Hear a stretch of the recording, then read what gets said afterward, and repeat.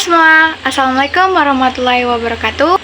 Di kesempatan kali ini, saya memiliki kelompok tugas bahasa Indonesia untuk menceritakan novel-novel yang kita dapat dari pembagian kelompok. Nah, dari kelompok saya sendiri, saya mendapat bagian novel humoris, yaitu menceritakan tentang pengalaman lucu atau cerita-cerita lucu dari sang penulis, yang bisa menghibur sang pembaca tentunya. Oke, kali ini saya akan memperkenalkan diri saya sendiri, yaitu perkenalkan nama saya Regina Aulia Putri, dan ada beberapa anggota kelompok saya, yaitu ada Kaltimah, terus ada Amrita, dan juga Risman. Saya memilih novel yang berjudul Kambing Hitam atau Kambing Jantan. Pengarangnya siapa lagi kalau bukan Raditya Dika yang terkenal akan lucu dan kekonyolannya. Penerbitnya yaitu Gagas Media, dan tahun terbitnya yaitu pada tahun 2005. Tebal buku sekitar 13-19 cm. Di sini, saya akan menceritakan tentang Kambing Jantan, yaitu pada bagian saya bagian awal. Kambing Jantan adalah buku yang disusun oleh Raditya Dika yang berisi tentang kumpulan cerita kesehariannya yang ia posting melalui vlog pribadinya. Cerita yang ia posting itu adalah cerita berdasarkan fakta yang ia alami atau yang ia alami sehari-hari. Tetapi diceritakan dengan gaya khas Raditya Dika, yaitu yang lucu dan juga kekonyolan yang kita tahu. Raditya Dika mulai memosting atau menceritakan ceritanya itu pada tahun 2002 saat ia masih duduk di bangku SMA.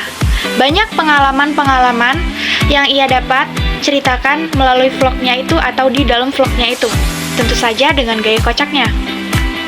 Raditya Dika sendiri pernah menceritakan tentang pengalaman yang ia alami atau dalam memelihara binatang.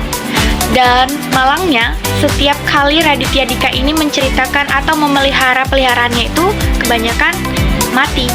Ia juga bercerita tentang pengalaman saat SMA dalam mempersiapkan diri untuk menghadapi ujian nasional dan untuk masuk ke perguruan tinggi. Karena tekad yang bulat, Raditya Dika ingin masuk ke Universitas UI. Ia pun belajar dengan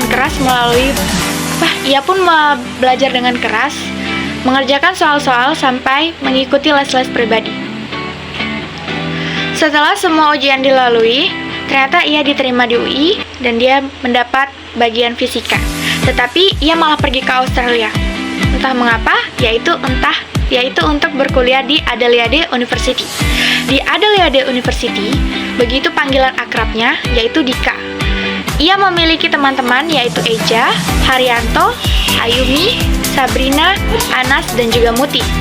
Suatu ketika, Dika dan teman-temannya, yaitu Haryanto, mengajari teman-teman sekelasnya yang berasal dari berbagai negara, yaitu mereka melajari bahasa Indonesia. Tetapi, karena logat-logat yang berbeda, karena perbedaan negara, seringkali menimbulkan arti yang berbeda. Pengalaman konyolnya juga terjadi di suatu restoran Cina. Ia mengajak teman-temannya makan di sana. Karena kelaparan, ia makan sampai 6 porsi. Tiba-tiba pelayannya memberikan tagihan di mejanya. Saat keluar, temannya menyadari bahwa tagihan tadi ada yang salah, karena tagihan tadi hanya sedikit. Padahal yang Dika makan dan teman-temannya makan tadi banyak. Ternyata tagihan yang diberikan keliru. Menyadari hal itu, mereka semua lari meninggalkan restoran itu. Saat itu, Dika kembali ke Jakarta. Ia pun pergi ke Bekasi ke rumah pacarnya yang sering disebut Kebo. Ia juga memenangkan lomba Best Indonesia Blog. Setelah liburannya usai, ia kembali ke Adelaide. Tetapi sebelum ke Adelaide, Dika bersama ibu dan adiknya. Yudita pergi ke Singapura. Saat di Singapura, Yudita sempat hilang. Dika pun mencoba mencari ke hotel tempat ia menginap. Tetapi malangnya, ia lupa nomor kamarnya. Ia pun mencoba beberapa pintu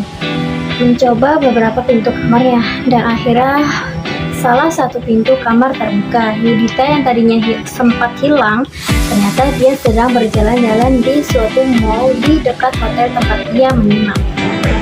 Dika akhirnya kembali ke rutinitas awal yaitu kuliah. Ia ditugasi untuk mengumpulkan suatu tugas.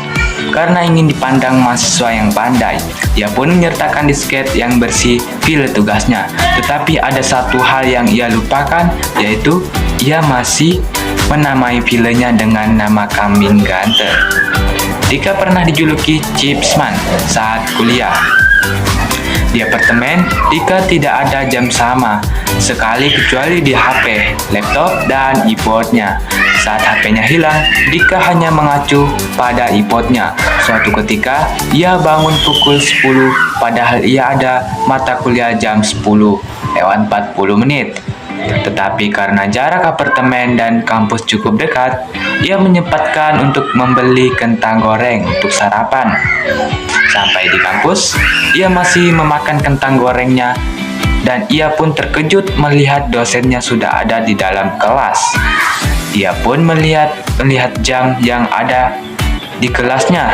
Betapa terkejutnya ia melihat jam sudah menunjukkan pukul 11:40. Itu artinya ia salah menyetel jam pada iPodnya. Ia pun baru diizinkan masuk kelas setelah istirahat. Dosen memanggilnya dengan sebutan Chips Mirna. Saat masuk, ia masih membawa kentang gorengnya. Ia pun ditertawakan oleh teman-temannya. Liburan kali ini Dika pulang ke Jakarta. Ia pergi berlibur bersama Yudhitya ke Dufan. Setelah sampai di Dufan, mereka bertemu dengan temannya masing-masing. Dan pada akhirnya mereka pergi bersama temannya masing-masing.